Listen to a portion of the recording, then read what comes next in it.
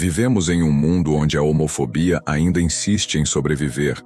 Um preconceito que nega direitos, afeta milhões de pessoas e que muitas vezes se esconde atrás de justificativas religiosas ou tradições, que na verdade são imposições tardias da história.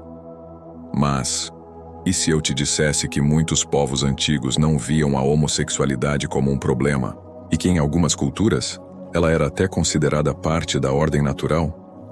Hoje, vamos mergulhar nos celtas, um povo marcado pelo misticismo, pelos druidas e por uma profunda conexão com a natureza. E vamos revelar como suas crenças e sua sociedade eram muito mais abertas à diversidade do que o mundo que viria a se formar sob o peso do cristianismo e da moral romana. Para entender os celtas, precisamos lembrar de uma coisa. Eles não eram um império unificado como Roma. Eram um conjunto de povos espalhados por toda a Europa, ligados por língua, costumes e uma espiritualidade única. A base da religião deles não era o pecado ou a pureza sexual, como conhecemos hoje. Era a harmonia com a natureza, a honra pessoal e a celebração da fertilidade da vida. Na cultura celta, o que importava não era o gênero da pessoa com quem você se relacionava, mas a função social daquela relação. Criar alianças, fortalecer laços familiares, garantir a descendência quando necessário, mas também celebrar o prazer e a energia vital, que eram vistos como expressões do sagrado. A ideia de que o desejo por si só pudesse ser errado simplesmente não fazia parte da mentalidade deles. Como os celtas não deixaram registros escritos sobre seus mitos e costumes, a gente depende muito do que os outros escreveram sobre eles, principalmente os gregos e os romanos. Escritores gregos como Estrabão e Ateneu relatam, por exemplo, que os celtas tinham práticas homoeróticas entre os guerreiros. Era comum que jovens formassem laços profundos com homens mais velhos durante os treinamentos militares. E isso não era visto como um problema. Pelo contrário, acreditava-se que fortalecia a lealdade na tropa e o espírito coletivo do clã.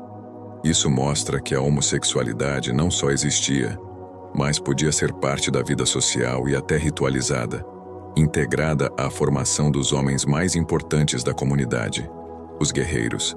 Já os romanos, como Júlio César, frequentemente descreviam os celtas como selvagens e imorais em seus relatos.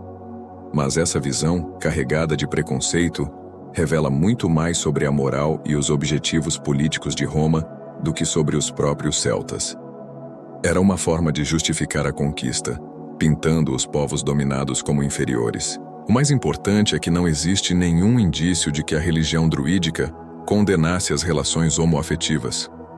Para os druidas, a energia vital, o prazer e a fertilidade eram manifestações sagradas da natureza.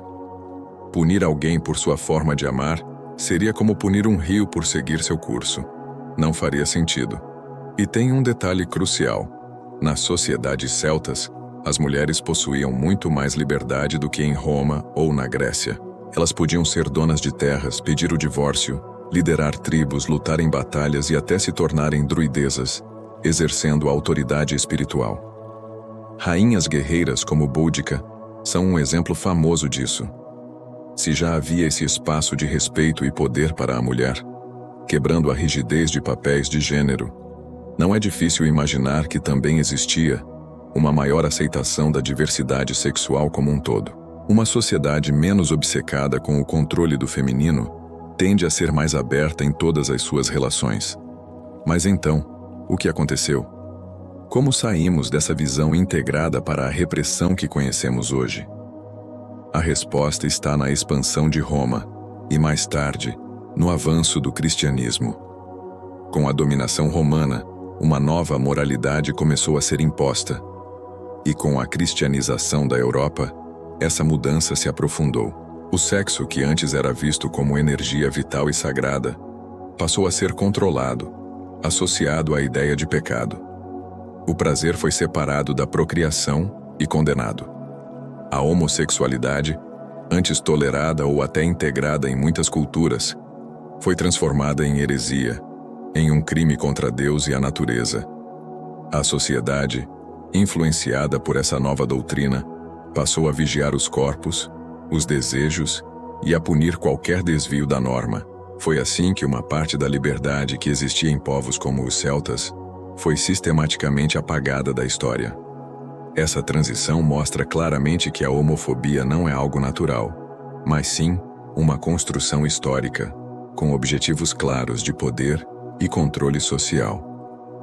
Quando olhamos para os fragmentos que sobreviveram sobre os celtas, 3 aspectos sobre a sexualidade se destacam. Primeiro, a sacralidade da união. Todo tipo de laço afetivo podia ser visto como um reflexo da energia da natureza, sem as restrições de gênero que foram impostas depois. Segundo, a prática entre os guerreiros. Os laços homoeróticos não eram apenas tolerados. Eles reforçavam a coragem, a confiança e o espírito de corpo do clã, elementos essenciais para a sobrevivência da comunidade. E terceiro, e talvez o mais revelador, a ausência total de condenação religiosa. Ao contrário de outras tradições que surgiram depois, os druidas não deixaram registros de punição ou repressão contra a homossexualidade. Hoje, esses mistérios sobre a vida celta sobrevivem apenas em relatos fragmentados e na arqueologia. Mas eles nos revelam uma verdade poderosa e, para muitos, incômoda. A repressão sexual e a homofobia não nasceram com a humanidade. Elas foram construídas, impostas e ensinadas ao longo do tempo. E isso nos leva a uma reflexão final. Se os celtas, há mais de 2000 anos, em sua profunda conexão com o mundo natural, conseguiam compreender que a sexualidade é diversa e faz parte da teia da vida, por que ainda hoje, em pleno século XXI, insistimos em negar isso? A homofobia não é tradição. Não é uma herança cultural legítima. Ela é uma deturpação histórica, um mecanismo de poder que serviu a impérios e a religiões para controlar corpos e mentes. Talvez o verdadeiro mistério não seja como os celtas conseguiam aceitar a diversidade com tanta naturalidade. O verdadeiro mistério é como foi que nós, como sociedade, conseguimos desaprender tanta sabedoria e esquecer uma parte tão fundamental da nossa própria natureza? Obrigado por me acompanhar nesta jornada. Se você gostou desse vídeo e quer continuar explorando os mistérios da história e do espírito humano, não se esqueça de se inscrever no canal e deixar o seu like. Até a próxima!